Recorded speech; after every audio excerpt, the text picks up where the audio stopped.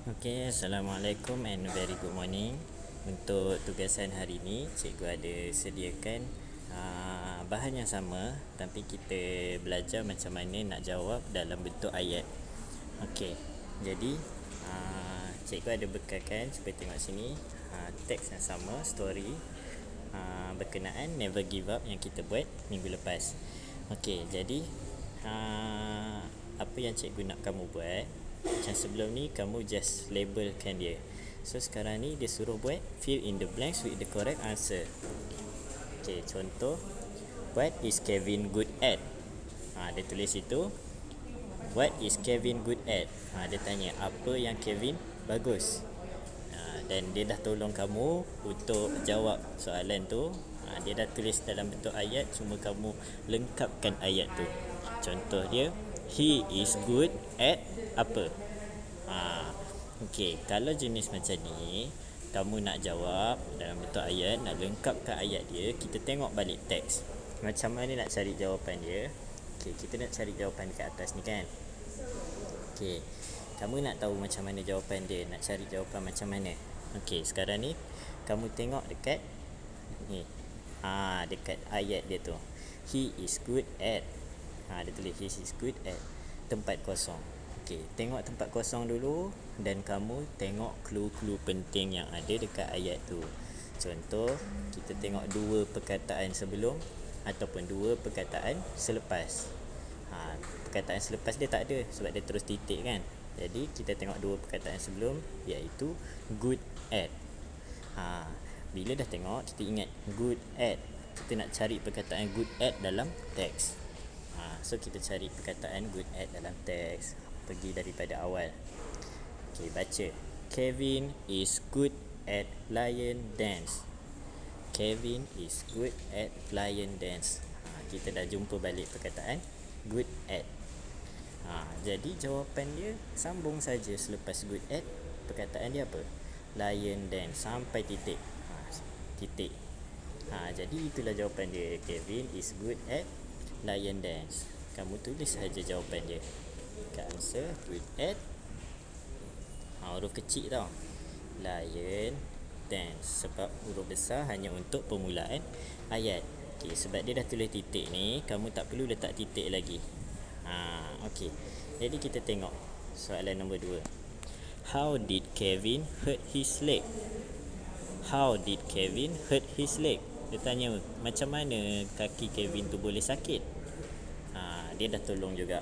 Dia ada tempat kosong untuk kamu isi. He apa while dancing? Dia jadi apa waktu menari. Okey, cikgu cakap boleh cari perkataan sebelum ataupun perkataan selepas kan. Dua perkataan lah. Clue kita ada banyak sikit. Jadi perkataan sebelum dia he sahaja. Jadi kita susah nak cari he kan. Sebab mungkin dia pakai nama dia. Kita tengok perkataan selepas, while dancing. While dancing. Kita cari perkataan while dancing dekat teks. Cari daripada awal balik. Kevin is good at lion dance. He wants to join a lion dance competition. Tak ada pun sebut while dancing kan.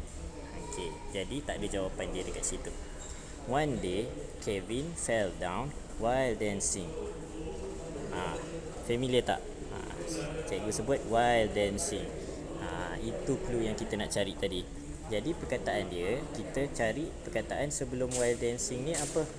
Fell down. He tu siapa? Kevin. Kevin ni kata ganti bagi, bukan kata ganti yang bagi he. He tu kata ganti bagi Kevin. Jadi he fell down while dancing. Tempat kosong yang kita nak isi fell down. Tuliskan jawapan. Sama, kena huruf kecil. Fell down. Tak perlu titik sebab dia masih lagi belum habis ayat. Okey, kamu cuba buat soalan nombor 3, 4 dan 5. Boleh? Okey, nombor 3 kamu cari dua perkataan sebelum. Physical therapist. Ni how long did he take to recover? He recovered. Cari recovered. Perkataan recovered. He recovered. Okey, soalan nombor 5 ni, if you were Kevin, would you give up dancing? Why? Ni soalan dia tanya kalau, if. Kalau kamu jadi Kevin, kamu ni nak menyerah kalah ke tak? Nak berhenti menari ke tak? Sebab sakit kaki kan. Okey. Jadi nak jawab soalan macam ni, kalau ada if ni, if you, kalau kamu. Kalau dia tanya kalau kan. Cara jawab dia, kamu kena salin balik ayat dia ni. Tapi kamu kena ubahlah. Dia tanya kalau kamu. Kalau dalam bahasa Melayu, kalau kamu jadi, kamu nak buat apa? Takkan kamu nak jawab kalau kamu jadi juga kan. Dia kena jawab kalau saya jadi Kevin kan. Sebab dia tanya kamu. Kamu pula jawab saya. Macam tu. Sama macam English. If you were Kevin, kamu kena tulis balik. If tadi dia tanya you, kamu pula yang menjawab, kamu kena jawab saya lah. Saya dalam bahasa Inggeris, if I. Salin balik, were Kevin. Kenapa cikgu tulis were? Sebab kalau past tense kita belajar I was kan. Tapi kenapa cikgu guna were? Sebab bila soalan macam ni, kalau kamu Kevin, logik tak?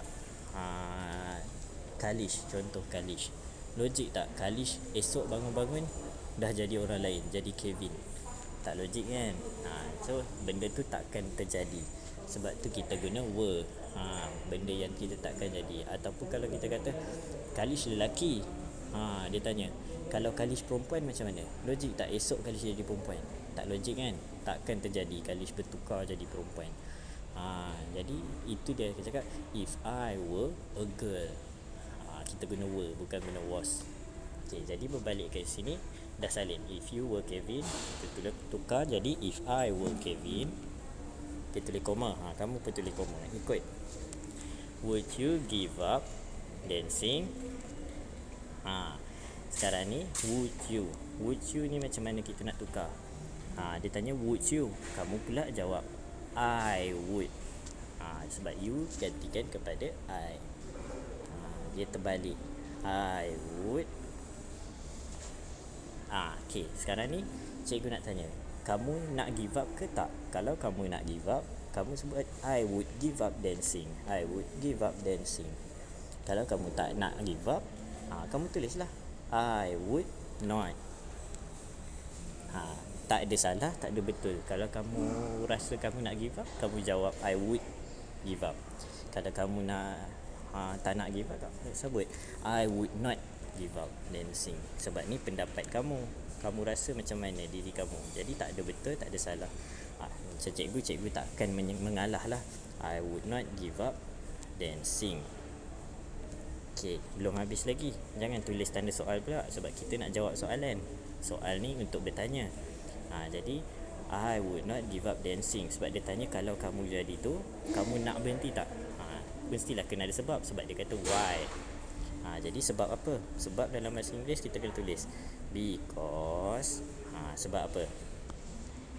Because apa? Because I like dancing. Sebab saya suka menari very much. Ni cikgu punya perasaan lah kan. Cikgu rasa cikgu takkan berhenti menari sebab cikgu suka sangat menari. Takkanlah cikgu nak berhenti. Okay, itu cikgu punya pandangan. Itu cara nak menjawab soalan kalau if you were Kevin. Kalau dia tanya pendapat kamu. Okay, jadi cuba jawab dua soalan yang cikgu tinggalkan untuk kamu ni sekali. Yang ni cikgu tak tolong, tapi cikgu bagi clue. Cari dua perkataan sebelum atau selepas his physical therapist dengan he recovered. Okay, boleh. Selamat menjawab. Okay, bye-bye.